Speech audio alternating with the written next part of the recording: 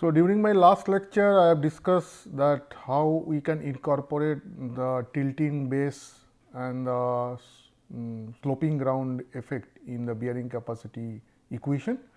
Now, I have discussed the Henson factors and the factors proposed by the basic. Now, as I mentioned that in my previous class, that these are the 4 cases possible. This is the first case where the eta value, that means the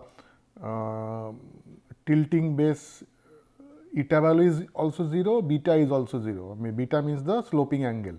So, that means it is no base tilt, no slope, and then the case 2 where the eta value is not equal to 0, but beta is 0. That means it is not a sloping ground, but the foundation base is tilted. And then the third case where the beta is equal to not equal to 0, but eta is equal to 0. That means it is not tilted, but it is on the top of a slope. And the fourth case where both can be non-zero component, that means non-zero value, that means it is on the top of the slope as well as the foundation base is tilted one. So, these are the 4 cases is possible. So, I will solve few of the cases, that means one is it is on the sloping ground, another is it is in the base is tilted. Okay. You can put both of the effect at the same time, that is the 4th case, but I will solve problems on case 2 and case 3. Case 1 is already been discussed in previous lectures or previous example problems. So, the 4th one is the combination of second and third, so that you can incorporate. So, and then I have discussed these are the factors. So, those are proposed by the Henson and the basic. So, these are called the base ground factor when the foundation is on the slope, and in the base factors if the foundation base is a tilted one, it is a tilted base. That means the G is the ground factor, B is the base factor. Okay, so, these are the values I have already discussed in my last lecture, that these are the ground factors proposed by the Henson, then the base factors proposed by the Henson, and this is the ground factor and the base factors proposed by the basic. And remember that here this eta and this beta all are in radians in these equations when they are using. For example, the first case where beta by 5.14, this type of case your beta in radian, but when it is in like this tan to the power tan beta, then beta is in degree. Okay, it is mentioned wherever it is in degree, it is given degree, otherwise it is if it is not given anything, that means like this 2 eta tan phi, phi is obviously with tan it is degree, but eta is in radian. So, it is mentioned. So, you put according to that. Now, these are the recommendations proposed by basic and Henson, and remember that here both the base factors and the ground factors are incorporated, but Meyerhoff also suggested methods by which we can determine the bearing capacity of the foundation when it is resting on the sloping ground, but Meyerhoff has not considered the tilting base effect. That means, so that means only you can consider that procedure if the foundation is on the slope, but it is horizontal, not tilted. So, that procedure let me discuss first, then I will go to the example problem. So,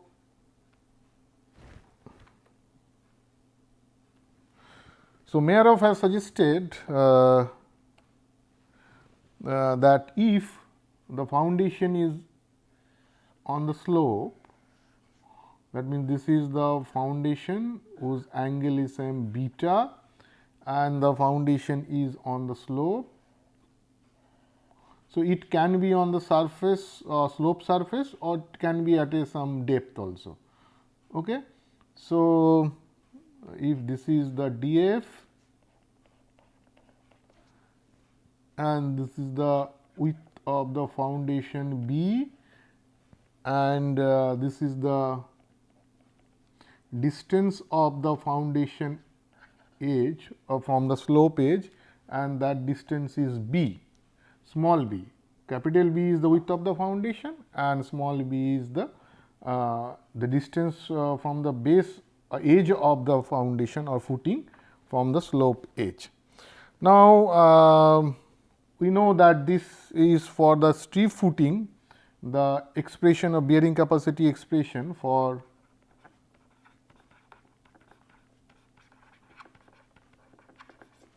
steep footing is Q U C N C Q plus half gamma B in gamma Q. Okay, so this is for the steep footing, and for C equal to 0,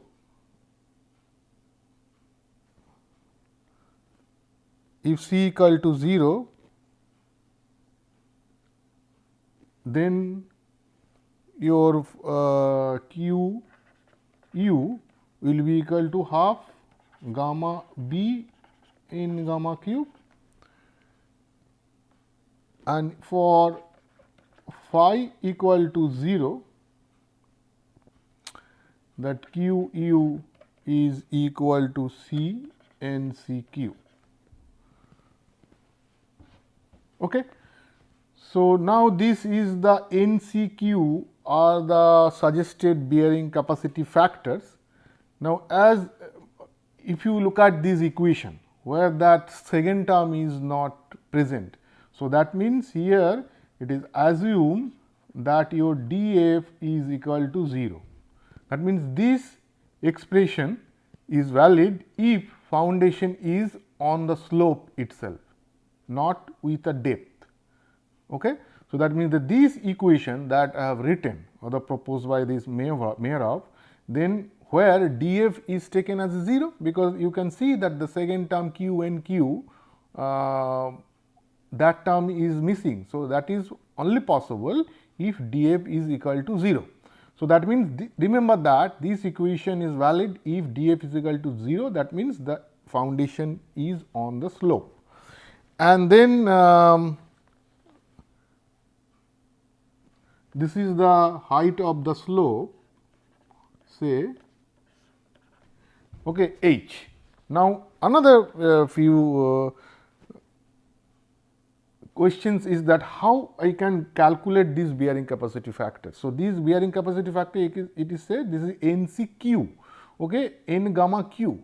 So, now these bearing capacity factors is given, we can determine from this chart. Okay. These two charts are given. The first chart we can determine the N gamma Q, and the second chart we can determine the NCQ. So, let me first explain the N gamma Q part, which can be used if C equal to 0. So, that is the N gamma Q part, where this beta is the slope angle. Okay. So, this dotted line is given that if dF by B is equal to 0. Okay. And this dF by B equal to 1, sorry, if dF by B equal to 0, that means foundation is on the slope. So, that can be determined from this form line, and if dF by B is equal to 1, so that can be determined by this dotted line. So, what does it mean? That ideally you can see that if dF equal to 0, that means this equation is valid for if foundation is on the slope, but this depth effect, okay. So, this depth effect, foundation depth effect is incorporated in the bearing capacity factors. Okay. If you look at these bearing capacity factors, so now if I have discussed the first part that it is valid if foundation is on the surface, fine. So, if foundation is on the surface, then you use this equation and then you use this bearing capacity factor, that means when dF by B equal to 0, fine. But if your foundation is is not on the surface with some depth df, and then also you can calculate or you can use this expression by using these factors, which those are proposed df by b equal to u, one case. Okay. So, that means that two cases are given. One is df by b is equal to 0 when the foundation is on the slope, another is df by b equal to 1. Okay. Now, if your foundation is in between that, that means that in between 0 to df by b equal to 1, then you have to linearly interpolate this value. That means, you calculate the bearing capacity factors for df by b equal to 0 and df by b equal to 1, then you linearly interpolate those values between these between your case. That means, that may be less than 1 also. It is in if it is in between 0 to 1, then you interpolate that value by calculating 0 df by b equal to 0 case and df by b equal to 1 case, and then you linearly interpolate that value. So, that means, you can use this expression for if foundation is resting with a depth also, but that depth is restricted up to width of the foundation. That means, you can use it up to df by b equal to 1. So, you can use it for any depth if the depth is within width of the foundation. Clear? So, that means 0 to 1, 0 to 1 you can directly get these factors, but it is in between that you linearly interpolate those values and that you put. So, it is clear. So, apparently, if you look at this equation, then you will find that it is only applicable for foundation resting on the slope. Okay, fine, that is applicable for foundation resting on the slope. Then you use that farm lines, but you can incorporate the depth effect also by taking this dotted lines value if your foundation is below the base of the slope. Okay, but that is restricted up to df by b equal to 1. Clear? So, now we can see that beta value is equal to 0 degree, 20 degree, 40 degree. Okay. So, up to 0, 20, 40, because your phi is given up to 40 degree, because if your phi is 40 degree, then you cannot make a slope in normal case more than 40 degree. So, you can see if your phi is equal to 40 degree, then those values are given for beta equal to 0, 20 and 40. Now, if your phi is for farm line also, if phi is equal to 0 degree, then values are given phi equal to 40 degree, values are given for 0, 20 and 40. Okay. But if your phi is equal to 30 degree, then these dotted lines are given for phi equal to 30 degree. And there is a straight line also, which is on this farm line. So, there is also a straight line, dotted lines for phi equal to 30 degree case, which is basically the beta equal to 0. So, if your phi is equal to 30 degree, then beta is given for 0 degree and the 30 degree. And for the farm line also, if phi is equal to 30 degree, then your beta is given for 0 degree and 30 degree. Okay. If the phi is equal to 40 degree, then beta is given for 0, 20, 40. For 30, as we cannot provide beta value more than 30, because then your slope will be unstable. So, we have given values are given for 0 degree and the 30 degree. So, this is for NQ part, where the you can determine the NQ for if C equal to 0, but if your phi is equal to 0, then you can use this NCQ. Okay. NCQ value you will get from this chart. Again, this NCQ we can get for two different cases. One is df by b equal to 1, another is df by b equal to 0. So, your farm line is given df by b equal to 0 and the dotted line is given df by b equal to 1. As I have mentioned, if it is within this 0 to 1 value, you can linearly interpolate this value. And for now, if your for this phi equal to 0 case, if your b is width of the footing is less than h, then you use ns equal to 0. Okay. And now, if b greater than equal to h, then use ns greater than 0.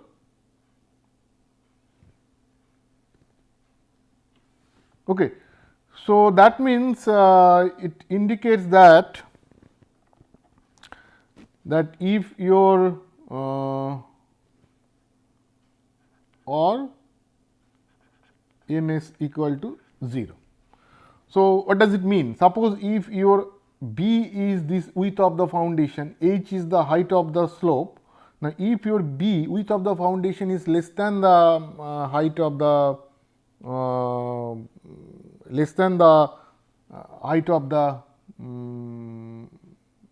slope, then you have to use ns equal to 0. That means these dotted lines only.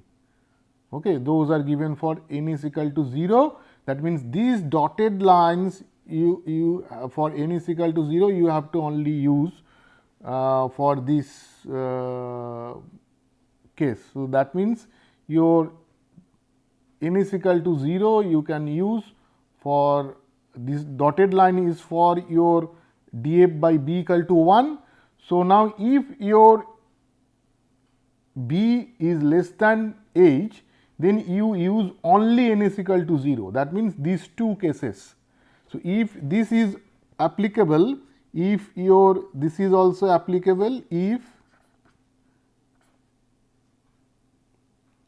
your b is less than equal to 0 h, and if b is greater than equal to h. So, both the cases it is applicable, but it is applicable for df by b equal to 1, remember that. So, that means if this n is equal to 0 you can use the both the cases, if your b less than equal to h or b greater than less than h, if b is equal to greater than equal to h.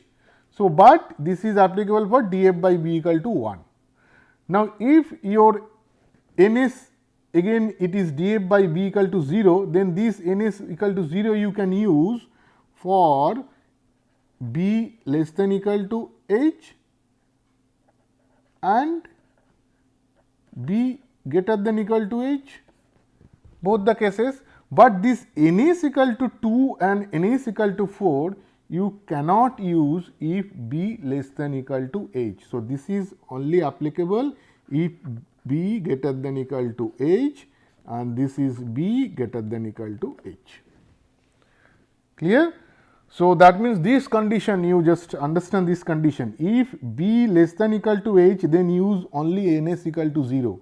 That means, if b is equal to less than equal to h, then you only use n is equal to 0 and case, two cases. This farm line is for the df by b equal to 0 and dotted line is df by b equal to 1. Clear? So, these two cases you can use if b less than equal to h for n is equal to 0.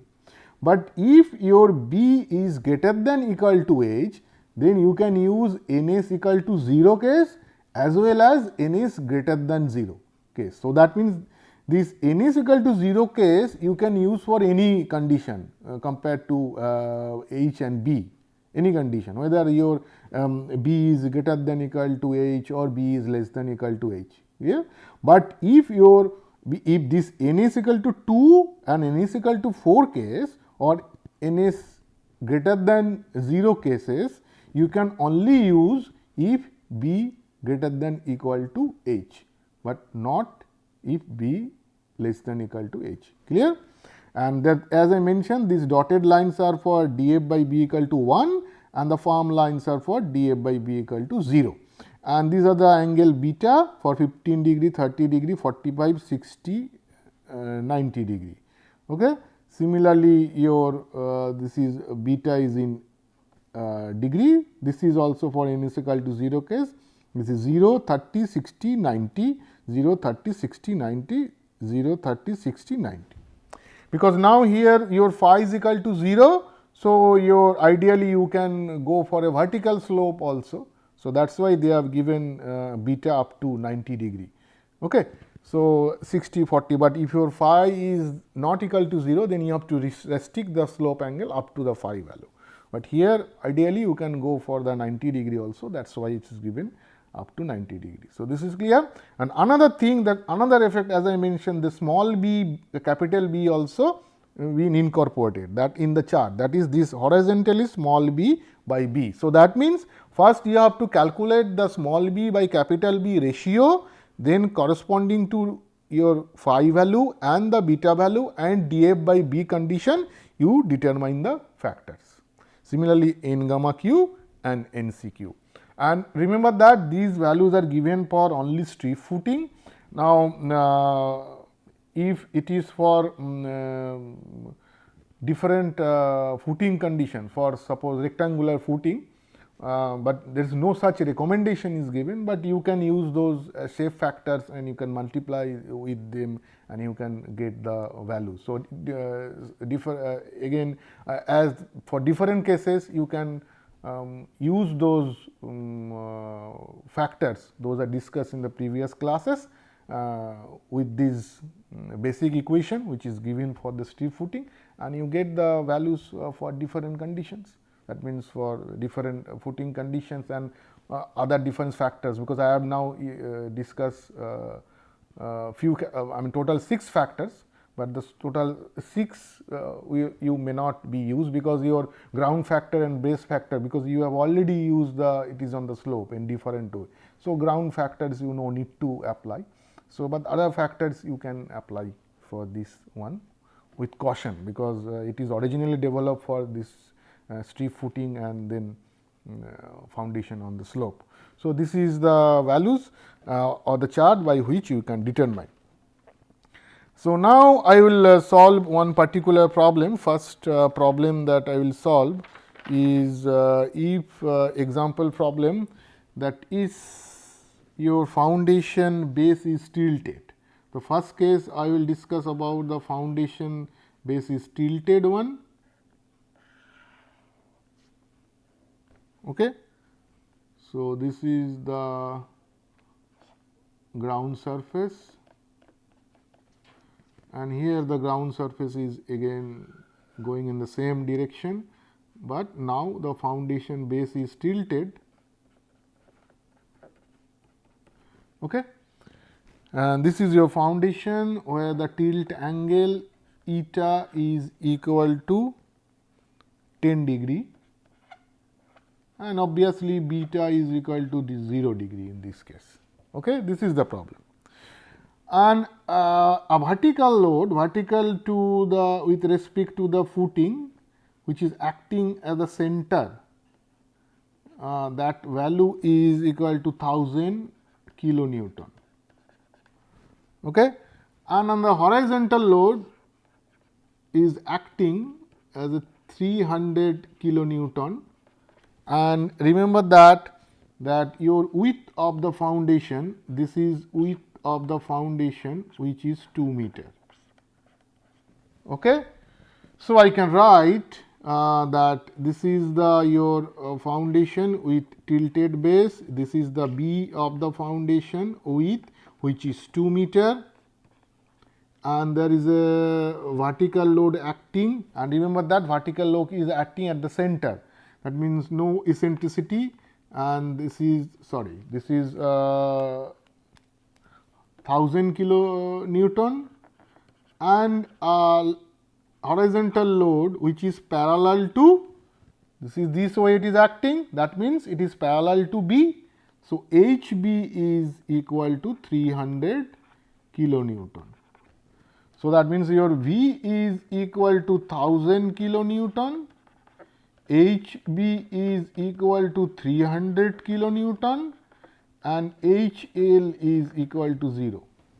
So, that means the no horizontal force parallel to length is acting, the horizontal force parallel to B is only acting. So, previous case, example case, I have discussed that horizontal load is acting parallel to L and no horizontal force was acting parallel to B, but it is opposite. That means horizontal force is acting parallel to B, but no horizontal force acting parallel to A.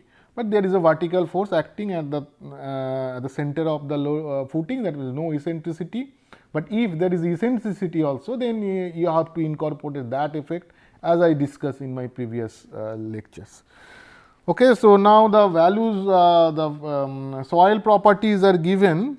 One thing, that your df is a very small value, which is 0.3 meter.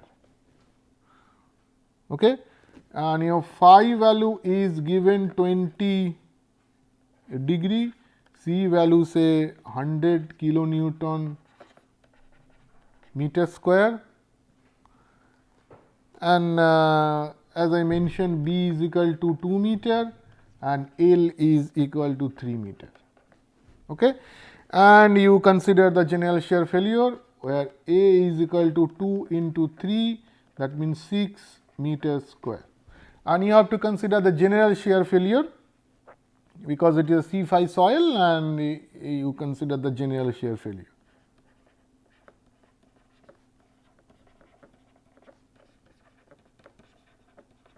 But as we do not have that compressibility factor calculation data, so if those data are available, that means the elastic modulus and the mu or the shear modulus and the Poisson ratio mu, then you can calculate the compressibility factors and then check that due to the compressibility of the soil, where the any bearing capacity reduction will be there or not.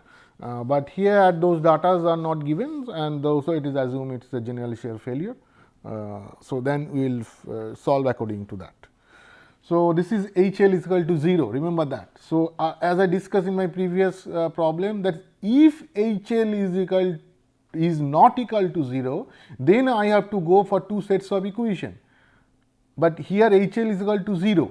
So then I have to go for only one set of equation if I use the Hansen bearing capacity theory. So I will solve this question by using two bearing capacity theories. One is Hansen and one is basic. And then you will find what are the differences between Hansen and the basic, because here as I mentioned in the basic bearing capacity theories, those horizontal, either it is parallel to L or parallel to B, are already incorporated in the inclination factor determination part. But in the basic it is not incorporated, so that we have to incorporate it by modifying the shape factor, and if it is HL is not equal to 0, by taking two sets of equations. Okay, and two sets of factors. But as here HL is equal to 0, then you have to go for one set of factors and the equation. So these things I will discuss, and I will solve this problem in the next class using the same conditions. Okay, same problem we will solve in the next class. Thank you.